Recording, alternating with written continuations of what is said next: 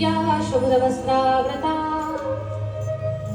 या वीणावरदण्डमण्डितकरा या श्वेतपद्मासना या ब्रह्माच्युतशङ्करप्रभृतिभिः दैवे सदा वन्दिता सा मां पातु सरस्वती भगवती निःशेषजाड्यापहा।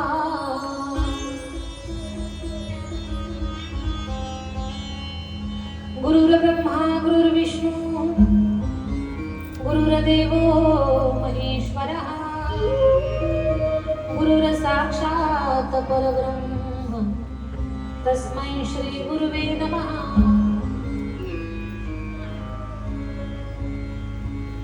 सर्वमंगलमांगल्ये शिवे सर्वार्थसाधके शरण्ये त्र्यंबके गौरी नारायणे नमोस्तुते।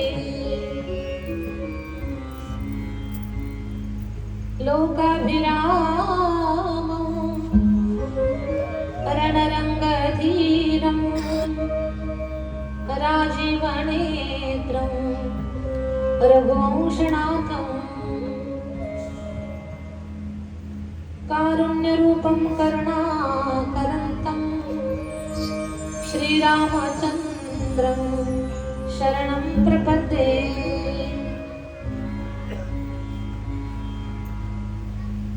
मनोजवं मारुततुल्यवेगं जितेन्द्रियं बुद्धिमतां वरिष्ठं वातात्मजं वानरयूथमुख्यं श्रीरामदूतं शरणं प्रपद्ये।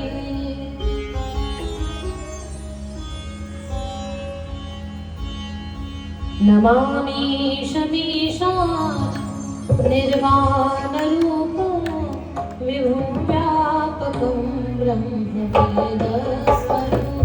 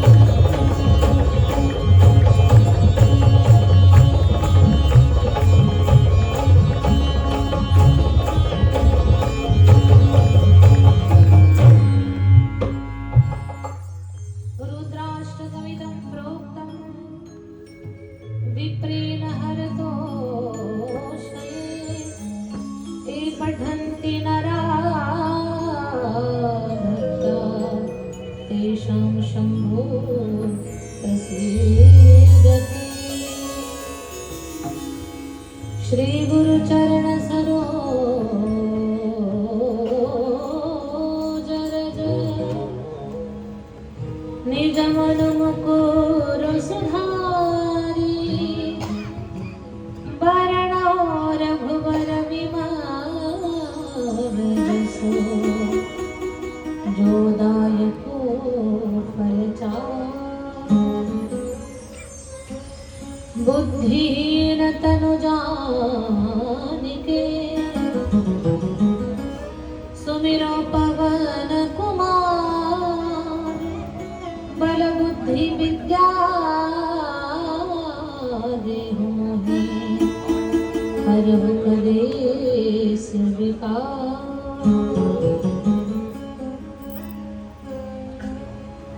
आई हनुमंत विराजे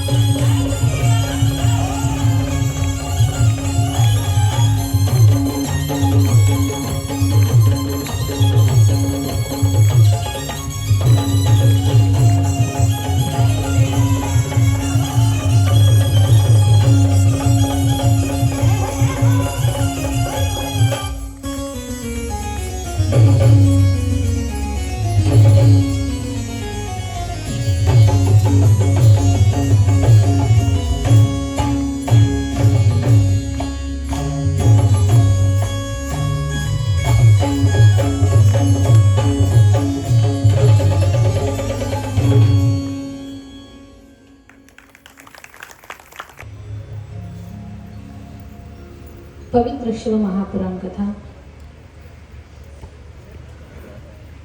या शिव महापुराण कथेच्या पवित्र प्रांगणामध्ये सर्व भाविकांचं, रांजणोली ग्रामस्थ मंडळीचं, या ठाकरे परिवाराचा मित्र परिवार, सर्व पाहुणी मंडळी, स्नेहांकित मंडळी, आपल्या सगळ्यांचं अंतःकरणपूर्वक स्वागत आहे. वसंत विहार या पवित्र वास्तूच्या समोर मागच्या 5-6 वर्षापासून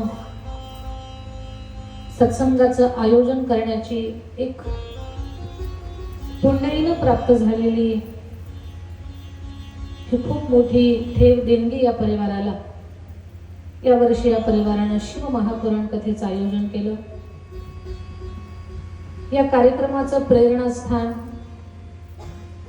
ज्यांच्या अंतःकरणातला भाव कथा कीर्तनाच्या रूपानं साकारला, मातोश्री हरिभक्तपरायण श्रीमती सोनाबाई वसंत ठाकरे, या मातृशक्तीचे 2 सुपुत्र श्रीमान विनोददादा वसंत ठाकरे, अध्यक्ष भारतीय जनता पार्टी उद्योग आघाडी ठाणे ग्रामीण, श्रीमान सचिनदादा वसंत ठाकरे, सरपंच ग्रुप ग्रामपंचायत रांजणोली पिंपळघर, उपाध्यक्ष भाजपा युवा मोर्चा ठाणे ग्रामीण. साधू संतांच्या आशीर्वादानं या 2 भावंडांनी मिळून, आईच्या आशीर्वादानं, वाडवडिलांच्या पुण्याईनं खूप चांगल्या पद्धतीने या कार्यक्रमाचं नियोजन केलेलं आहे. आणि तुमच्या सगळ्यांची सुंदर उपस्थिती या कार्यक्रमाला अधिक सुंदर बनवण्याचं काम करते.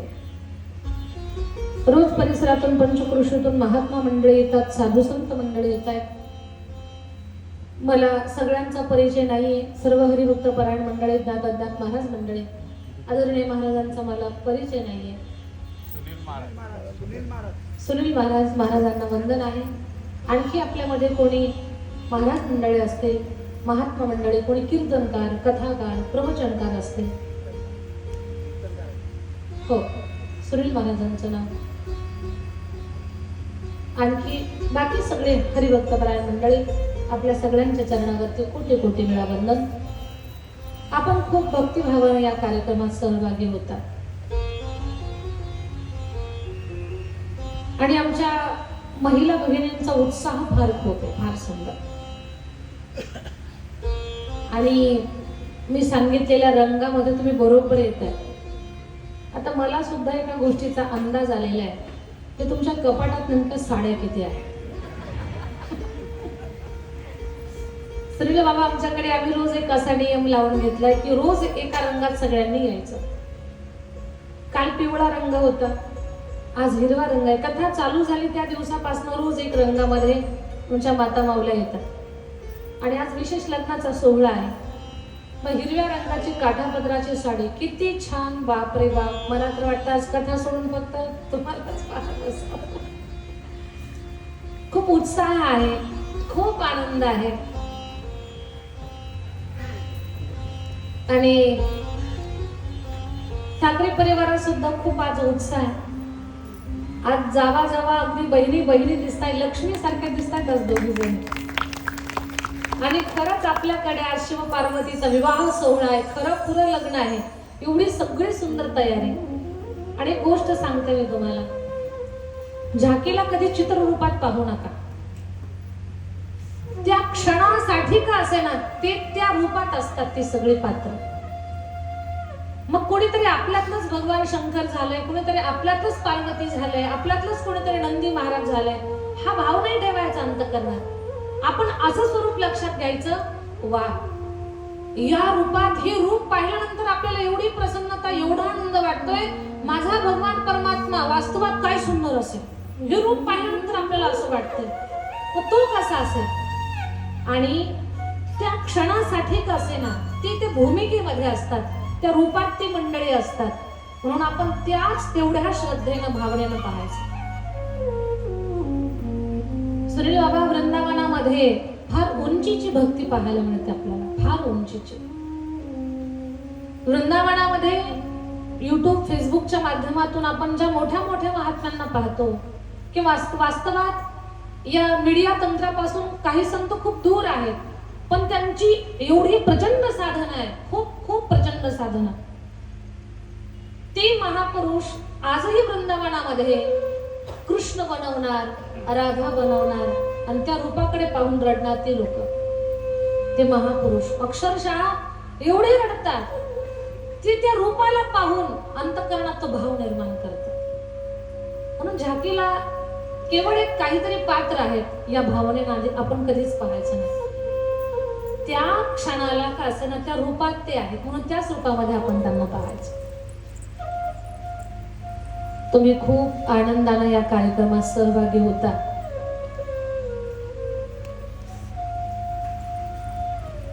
आज माझ्या माता माऊल्या खूप आनंदात आहेत. आमचे दादा बाबा काका सुद्धा खूप फ्रेश मध्ये आनंदात आलेले आहेत आणि खूप व्यवस्थितरित्या आपण कथेचा प्रवास करणार आहोत. कालच्या सत्रामध्ये भगवान श्री भोलानाथाला आपण बेलपत्र कसं अर्पण करावं ते पाहिलंय. बेलपत्र आपल्याला खूप जास्तीची वाहायची असतील तर त्याच्यासाठी नेमकं काय आपण केलं पाहिजे?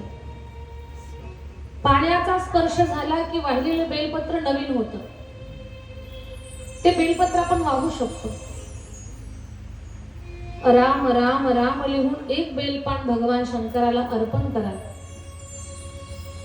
तर 100 बेलपत्र वाहण्याचं पुण्य आपल्याला प्राप्त होतं.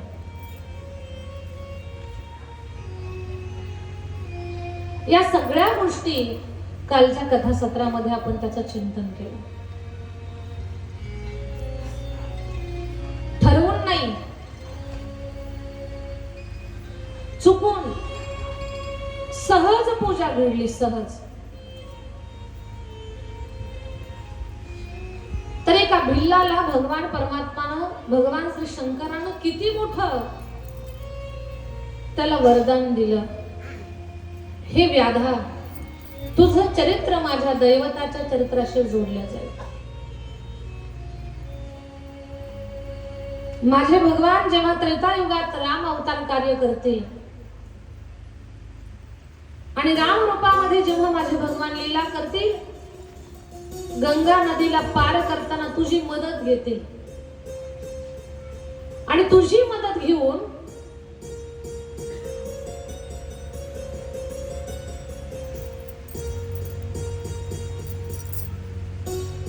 झाकून ठेवा, कथा करायला जोड जाईल मला. तेवढा तसं म्हणते हा, तिथे ठेवा देवाच्या समोर.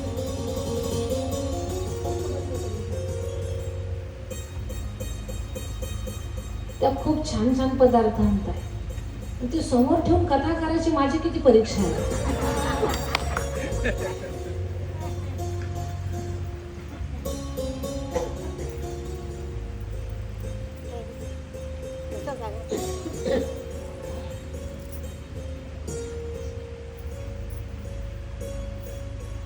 सहज पूजा केली न ठरवता. रात्रीचे 4 प्रहर आणि रात्रीचे 4 प्रहर पूजा घडली तर माझे भगवान सांब सदाशिव प्रसन्न झाले. कुणाला? भिल्लाला. न ठरवता चुकून घडलेल्या पूजेला एवढा मोठा आशीर्वाद देतात. जेव्हा आपण पूजा ठरवून करतो तेव्हा माझ्या महादेवाला किती आनंद होईल. शुद्ध भाव आपल्या अंतःकरणात असणं फार गरजेचं आहे. आपल्या अंतःकरणात शुद्ध भाव पाहिजे. माझा भोळा महादेव खरंच भोळा आहे. भक्तगण वर्णन करतात, हे भोळा शंकरा, हे भोळा महादेवा, आवड तुला बेलाची, आवड तुला बेलाची, बेलाच्या